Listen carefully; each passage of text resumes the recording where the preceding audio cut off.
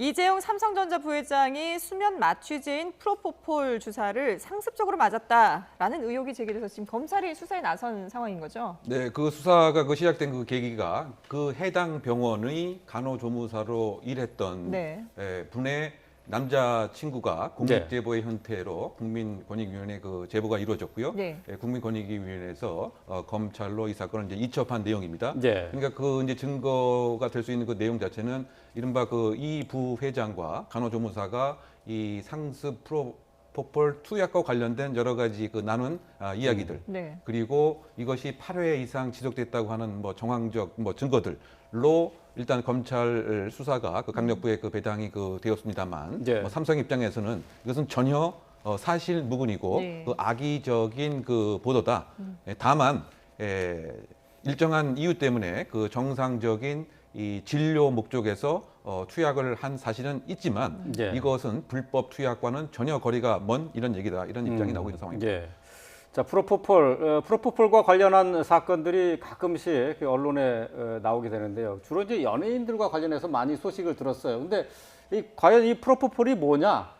좀 더 자세하게 좀 설명을 해주세요. 일단 뭐 수면 마취 유도제다 뭐 이렇게 평가를 할 수가 있는데요. 네. 그 효능으로서는 이걸 투약하고 나면 그야말로 잠을 푹 잔 것처럼 깔끔한 이제 느낌이 들기 때문에 네. 이것을 지속하게 되게 되면 여기에 이른바 중독이 되는 또 이것이 과다하게 되면 또 부작용도 생기게 되고요. 또 극단적인 상황까지 이르게 되기 때문에 2011년도에 이것을 향정신성 의약품의 품목이 포함이 되었습니다. 네. 아, 그래요? 결국 쉽게 얘기하면 마약이란 얘기네요. 그렇죠. 의료 목적으로 사용하지 않게 되면 결국은 마약이다 이렇게 그 얘기를 할 수가 있고요. 뭐 최근 몇 년 동안 여러 그 연예인들이 네. 이것을 이제 그 복용을 하다 보니까 여러 가지 사건 사고들이 많이 또 발생을 했었습니다. 부가적으로. 네. 네. 이러면 이 프로포폴을 따로 마련하기 위해서 이를테면 해당 병원에서 정량을 사용하는 척하지만 반 정도 사용하거나 그러면 남은 것을 다 이렇게 모아서 예. 불법으로 또 투약을 한다든가 이런 그 2차, 3차적인 이제 범죄들이 있었는데요. 네. 어떤 요약하게 되면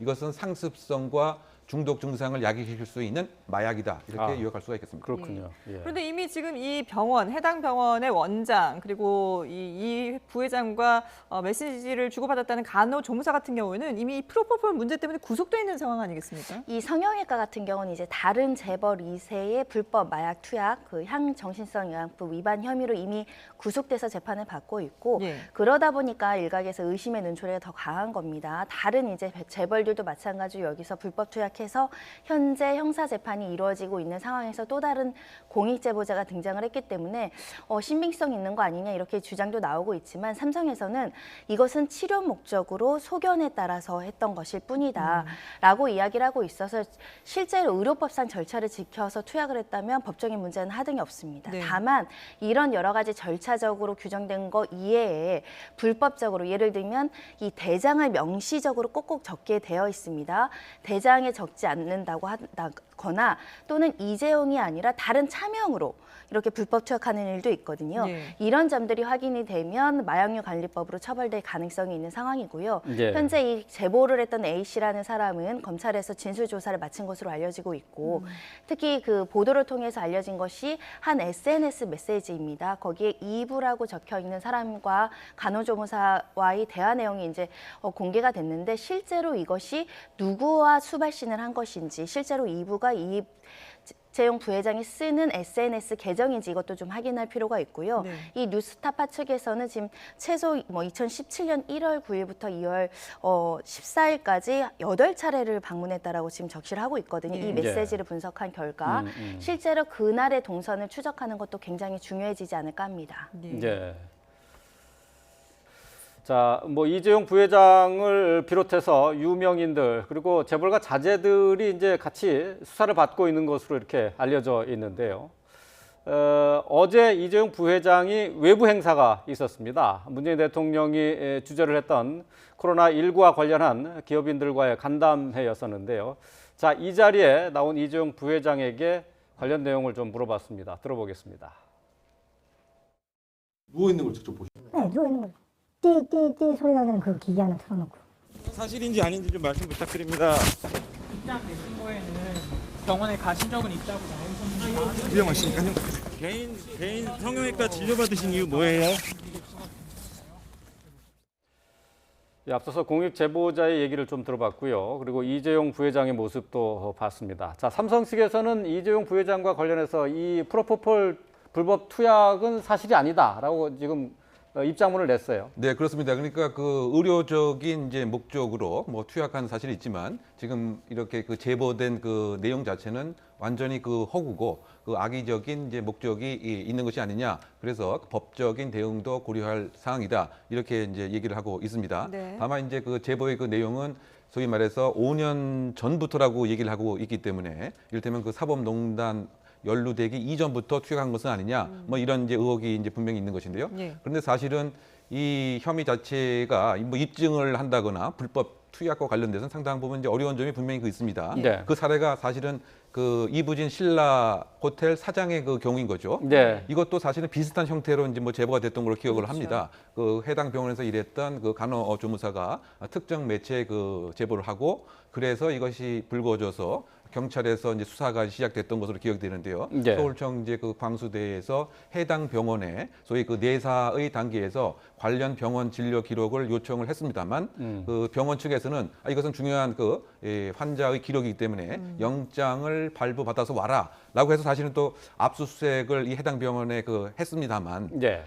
그 상황에서도 이제 이부진 신라호텔 그 사장은 과거에 화상을 입어서 이 화상을 치료하기 위한 목적으로 시술을 했던 것이고 네. 또 그 여성 미용 시술상 눈 꺼풀이 좀 다소 처지는 것이 있었기 때문에 이것에 관한 이제 뭐 치료는 그 했다고 하지만 네. 지금 얘기하는 것처럼 뭐 불법 투약은 아니다라고 하기 때문에 네. 이것을 입증하는 데서도 그 사실은 경찰에 상당히 그 수사에 한계가 있어서 지금 1년 이상 이 수사가 좀 지지부진한 면이 상당 부분 있습니다. 네. 검찰의 일정한 의견으로 뭐 기소를 하거나 불기소 의견을 송치한 것도 아니고요. 예. 그래서 그만큼 사실은 이 의학적 목적으로 프로포폴을 사용했다고 했을 때 이것을 뒤집는 수사를 하는 것은 일정 부분 좀 한계가 있는 상황이 아닌가 이런 생각이 예. 드는 거죠. 그러니까 이제 결론적으로는 이제 프로포폴을 병원에서 맞았다고 해서 이게 다 불법은 아니기 때문에 이것을 이제 불법인지 아닌지를 가려내기가 쉽지 않다는 얘기 아니겠어요? 일단 마약류관리법과 의료법상의 정한 절차대로 정량이 투약이 되고 치료 목적이었다고 한다면 하등의 문제는 없는데 요즘에 워낙 그 뭐 재벌가 뭐 연예인들뿐만 아니라 일반인들 사이에도 오남용이 굉장히 심각한 것이 이 프로포폴이라고 합니다. 그래서 마치 정량을 쓴 것 같이 하면서 교묘하게 그 남은 것들을 아예 처방 없이 의료법상 기록 없이 처방하는 경우들이 좀 있다라고 하고 한 사람이 돌아다니면서 하루에만 여러 군데 병원에서 이것을 투약하는 일반인들도 있다라고 본다는 것은 그만큼 적발과 제재가 쉽지 않은 구조이기 때문에 그래서 그 마약류 처방하는 이 절차들이 계속 엄격해지고 있고 기록을 반드시 남기게 하고 있고 일각에서 모두 CCTV를 통해서 관리 감독할 수 있게 해야 된다라는 제안도 나와 있는 실정이라서 이 사건도 마찬가지로 내부 고발자의 명확한 진술이나 증거라든가 그 대장들이 나오지 않는 이상은 사실은 이 진료기록부나 의무대장이 뭐 오류가 있다, 뭐 미처 기록하지 못했다 또는 아예 방문 사실조차 그 흔적이 남지 않으면 쉽게 진실을 가려내기가 굉장히 어려운 구조이긴 합니다. 하지만 일단은 검찰로서는 제보가 왔고 고발이 됐고 특히 강력부에 이제 배당을 했다는 것은 철저하게 한번 살펴보겠다라는 의지로 보이기 때문에 이 부분과 관련해서 좀 자료를 살펴봐야 될 것으로 보이고 다만 이 사건은 또 SNS 메시지가 지금 공개된 상황이었기 그렇죠. 때문에 이 메시지가 정황상 일치하는지 이것도 이제 핵심 관건이 되지 않을까 합니다. 그러니까 지금 네. 말씀하신 것처럼 화면에 나오고 있는 이 메시지들이 만약에 그 정황상 뭐 동선이라든지 이런 것들이 맞아 떨어진다면 이것만으로도 충분히 그 증거가 될 수 있는 건가요? 그러니까 성형외과 방문했다라고 특정이 된 게 8차례인데 8차례 이 성형외과를 왔는데 어떠한 의료 기록이 없다. 그러면 사실은 의료진들의 어떤 진술이 신빙성이 매우 낮아질 가능성이 있는 거죠. 네. 만약에 치료 목적으로 그날 방문했다고 한다면 그날 왜 치료를 받았고 어떤 치료를 받았는지가 남겨져 있어야 되고 그것이 객관적인 사실과 일치를 해야 되는데 그렇지 않다고 한다면 그 의료진이라든가 이 부회장의 진술이 굉장히 흔들릴 가능성이 있고요. 다만 그날 실제로 와서 어떤 치료를 받았을 개연성도 있습니다. 네. 그리고 특히 제보자의 진술은 단 한 차례만 이 부회장이 그런 투약하는 장면을 봤다라고 하고 있기 때문에 실제 성형외과는 일반인들도 여러 가지 시술로 자주 방문할 수 있는 것이라서 실제 어떤 치료를 받았는지 그것도 굉장히 중요하지 않을까 합니다. 예, 그렇습니다. 자, 이제 보도 내용으로만 보자면은 2017년 1월에서 2월 사이에 8차례 투약을 했다라고 이제 보도가 나와 있어요. 근데 이게 사실이라면은 좀 과하게 맞은 것 아닌가라는 생각이 좀 들긴 해요. 예. 그런데 만약 그럴 만한 의학적 이유가 또 있다고 한다면 네. 그 자체가 또 불법이 되는 건 또 아니겠죠. 네. 그러다 보니까 이 수사하는 데는 상당 부분 이제 한계가 있습니다. 그러니까 적정 부분을 투약을 했는지, 적정 네. 관리가 이루어졌는지를 이제 봐야 되는데 다소 많다라고 하더라도 그럴 수밖에 없었던 의학적 목적이 있다고 한다면 이것은 이제 합법적으로 봐야 될 것 같고요. 그러니까 그 수사 그 실무에서는 이것보다는 네. 소위 그 다른 사람 이름으로 이름을 적어놓고 이렇게 맡게 되는 이른바 그 차명 그야말로 투약 네. 같은 것을 찾게 되면 이것을 소위 말해서 압박하는 수사를 할 수가 있겠죠. 아니 무슨 이유 때문에 예. 무슨 이유 때문에 다른 사람 이름으로 투약을 하게 되느냐. 그렇게 하게 된다면 거꾸로 이제 그 의심받는 사람이 소명을 해야 되기 때문에 예. 일반적으로 이제 그렇게 수사가 이루어지고 사실은 차명으로 투약하는 것 자체가 예. 사실은 그 의료법 위반 사항이 또 되기 때문에 예. 수사가 한번 진행됩니다만 다소 평소의 양보다 많다고 해서 이것을 꼭 불법으로 보는 데는 또 한계가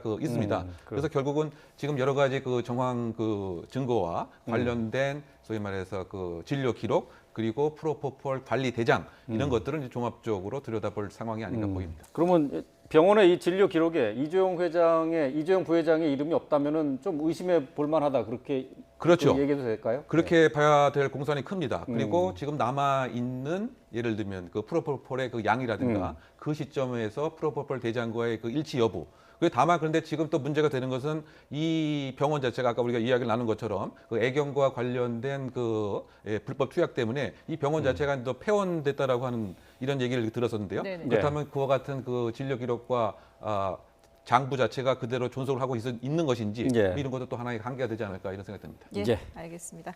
이재용 부회장의 프로포폴 투약 의혹과 관련된 내용 짚어봤습니다. 지금까지 이웅혁 건국대 경찰학과 교수 그리고 손정혜 변호사와 함께했습니다. 잘 들었습니다.